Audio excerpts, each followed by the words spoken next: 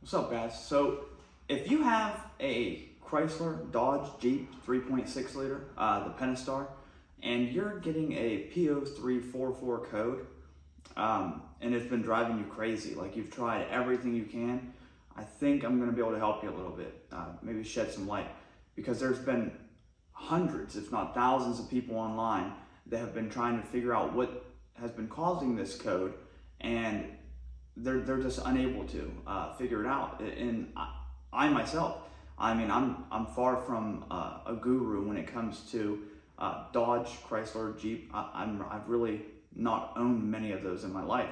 I primarily work on Fords and Chevrolets, but I bought this Dodge because my wife wanted a Charger. She's liked them, and I bought it. But it's had this issue since we bought it. P0344, the check engine light comes on, as well as the traction control light. You have reduced engine power, and the performance of the vehicle suffers dramatically. More than likely, you're having the same issues as I'm having. So on the highway, you have a hard time even keeping it up at 70 miles an hour. You don't really have a lot of power pulling out from a stop, or you might be lucky and you're just getting the code, but it's not causing much drivability issues. If you are lucky and you haven't had the issues I just spoke of, get it taken care of sooner than later before it starts having those issues. If you don't have any rattling or ticking noises coming from your engine, meaning you know it's not the cam phasers, or you don't have any bad lifters, rocker arms, anything like that, issues that are really common with these engines, and you've changed out the cam sensor, the crank sensor, you're just at your wit's end. You cannot figure out what this is, like what's causing this issue. Then you're in the same boat I was in, because I've taken it to the dealership. I've had them use their machine to go ahead and address some issues that I thought the PCM was having. I had them reflash the PCM and update it with the latest software, and they've done that with several of the computers. So I wasted $160 having them do that. And yeah, it's just been a nightmare. But what I ended up finding out is, thankfully, I have a pretty good scan tool. I've got a Snap-on, I think it's a Solus Pro or something like that, Solus D10, I'm not sure. But it's pretty good, and I'm able to go in there and look at each individual cam sensor and watch them on a graph show exactly what they're doing. And what I've noticed is on bank 1, sensor 1, which is if you have a rear-wheel drive vehicle, which will be your passenger side, and it'll be the outer portion of that head. So it'll be your exhaust cam. Bank 1, sensor 1 is your exhaust cam on the passenger side. So the right cam on the right side of the engine. Now if you have a front wheel drive vehicle, then your engine is going to be sideways, and it'll be the rear of the engine. Yeah, if your engine's facing towards the passenger. But anyway, that's neither here nor there. So what I ended up doing was I was reading it with the scan tool, and I went in there and I actually watched individually on those cams. And what I noticed was on bank 1, sensor 1, the exhaust cam on the passenger side, that I was getting a flat line, meaning in the first few seconds of the vehicle starting, it noticed that it wasn't getting an adequate reading. So it basically just zeroed itself out, not really zeroed itself out, but gave it a base number, which was 117 degrees, read it there, and just kept it there, you know what I mean? So to keep the engine running enough to where you could get home or just drive it. But basically it wasn't reading that exhaust cam at all. So what I ended up doing was checking everything possible. I changed out the cam sensor, I changed out the crank sensor, and in the scan tool it said that the crank sensor was in sync, but the cams were not in sync. So what it ended up being was a $380 part from the dealership. I had to replace the entire cam itself on the passenger side. So the bank 1 P0344 ended up being, I had to change out the entire cam. And why? Is because the magnetic wheel, I think it's called a reluctor wheel, on the cam slowly developed an issue to where the magnetic code on that reluctor wheel became distorted, or to the point where it was weak enough that the cam sensor couldn't pick up a signal from it.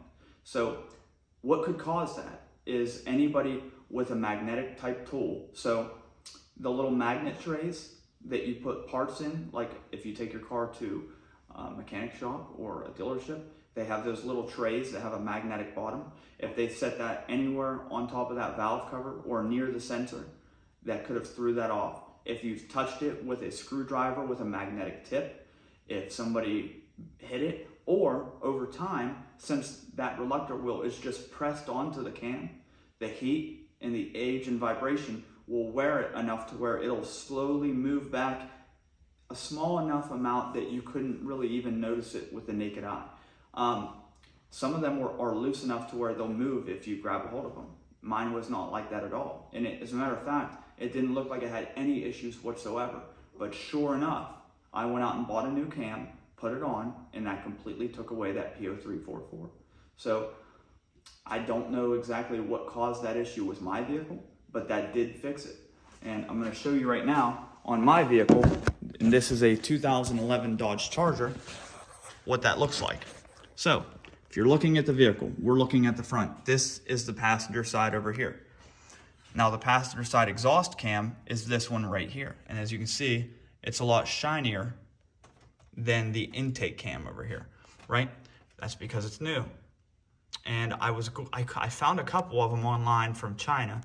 Literally on eBay, they said they could shipped directly from China, but I was worried that it would have got banged around, or when I got it and installed it and put it all back together, waste all that time, that it would have been messed up from it being damaged during shipping, or that magnetic wheel just not reading right. So I went straight to the dealership, got the factory part, and after tax it ended up being right around $380. So once I replaced this, that took care of the problem. Once I got my vehicle back together, the check engine light, I cleared it out. The check engine light didn't come back on, and neither did the traction control light. The vehicle had full power again, ran great. After that, I had another problem come back up, which came up a P0344 code, which meant that the exact same cam that I had just replaced was reading that it was either out of time or wasn't correcting itself enough. So I checked it, and sure enough, it was reading -9. So it was 9 or 9.5 degrees out of time. But I don't slap my cars together quickly. I do it right the first time so that I don't have to do it again. So I know that my vehicle was not out of time. And as you can see, with these two lines on the passenger side, bank one, have to be facing towards each other. And on the driver's side, bank two, it'll be two arrows pointing towards each other. You'll also see that there's a discolored, well, it looks like more of a silverish onyx color in the timing chains. Those have to be directly facing up, and they'll be lined up with this line on the cam phasers. So if you have it there, then your vehicle is in time, which mine is. But what I did notice is the P0344 actually came from the timing chains being so loose from just wearing out. So that's another issue that I'm dealing with right now, and that's why I have the front of the engine getting ready to come apart. If you liked this video and you want to see any more like it, or you want to see what I do to fix anything else regarding this V6 pentastar engine, leave me a comment. Let me know what you would like to see. Let me know what issues you're having, and I'll be glad to help. I don't mind at all. This is what I love, making these videos to help people. It's pretty cool. You know what I mean? So just leave a comment down there. Let me know what you want to know. Let me know if this helped you, and let me know if you get your car fixed. All right, guys, until the next one.